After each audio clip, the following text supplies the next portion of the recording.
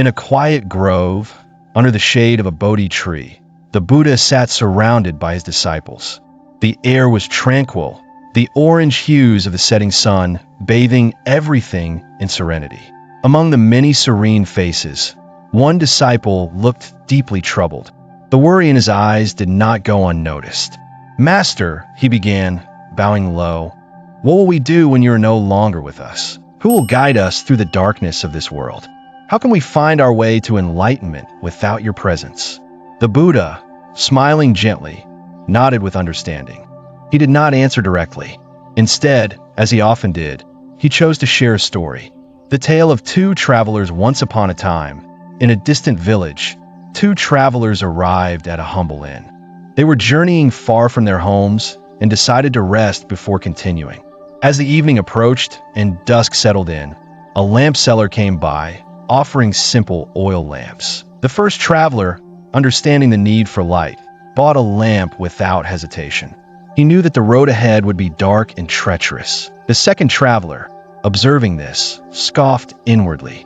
"Why should I waste my money on a lamp?" he thought. "I will simply follow him and use his light." Night fell. The first traveler lit his lamp and set out on his journey.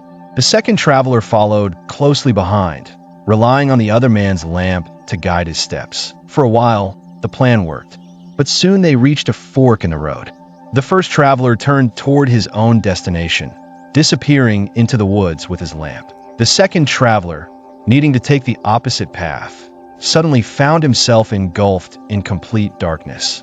Unable to see, afraid of the forest that loomed ahead, and with no source of light, he had no choice but to stop. All night, he sat perched on a tree, surrounded by shadows and fear. Buddha's reflection after narrating the story.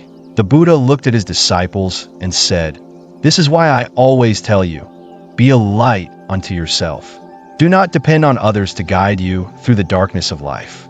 Your own inner lamp, your wisdom and effort are what will lead you to true liberation." The disciple nodded slowly, understanding now that no external guide, no matter how wise, could walk the path for him.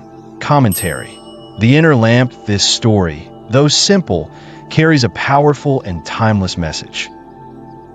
In modern life, just like the second traveler, many of us rely on others to give us direction. We look to teachers, gurus, celebrities, and even social media influencers for guidance. There is nothing wrong with being inspired by others. In fact, inspiration can be a great catalyst for change. But when we become overly dependent, when we expect someone else to carry our light for us, we become passive participants in our own lives. The Buddha's teaching is radical in its responsibility. It says, your journey is your own. Others may point the way, but only you can walk it. You must carry your own light, cultivate your own awareness, and awaken your own wisdom. The modern seeker imagines someone trying to become successful in business. They attend all the seminars, read all the books, and follow every productivity hack on YouTube. They rely entirely on external guidance. Yet, nothing truly changes. Why? Because information is not transformation.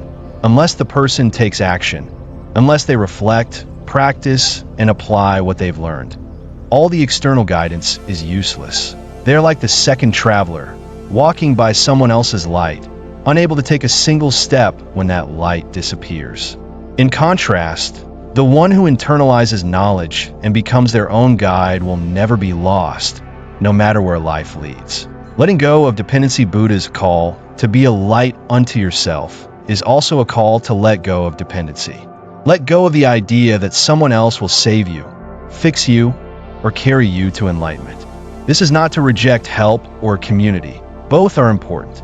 But true liberation comes only when we stop waiting for someone else to take responsibility for our happiness. In every great tradition, not just Buddhism, this same truth emerges. The Sufi mystics say, what you seek is seeking you. The Gita says, lift yourself. This doesn't mean walking alone. It means walking awake, becoming the lamp. So, how do you become a light unto yourself? How do you cultivate that inner flame that never goes out? Practice self-awareness. Spend time each day observing your thoughts and actions without judgment. This is the foundation of all wisdom. Meditate regularly. Meditation isn't about stopping thoughts. It's about becoming still enough to see clearly. Live with intention.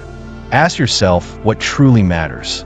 Align your actions with your values. Take responsibility. Own your life. Don't blame others. Don't wait for someone else to fix things. If something needs to change, begin with yourself. Seek wisdom, not shortcuts. Shortcuts fade. True growth takes time and patience. Surround yourself with light, good friends, uplifting books, nature, silence. These are the elements that feed your inner lamp. Final reflections: the world today is filled with distractions. We have more information than ever, yet less clarity. More noise, but less understanding.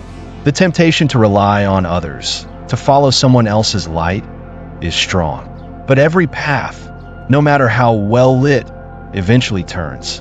And when it does, only your own light can guide you. So let the teaching of the Buddha echo in your heart. Be a light unto yourself. Rely on no one but your own understanding. It is not a call to isolation. It is a call to empowerment. Because in the end, your journey is yours alone.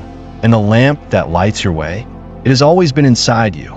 Stay inspired. If you found this story meaningful, please consider subscribing to the Enlightened Mind. Every video on our channel is carefully created to awaken your heart, inspire your spirit, and guide you to live with more presence, peace, and purpose. Until next time, may you walk your path with courage, and may your light shine ever brighter.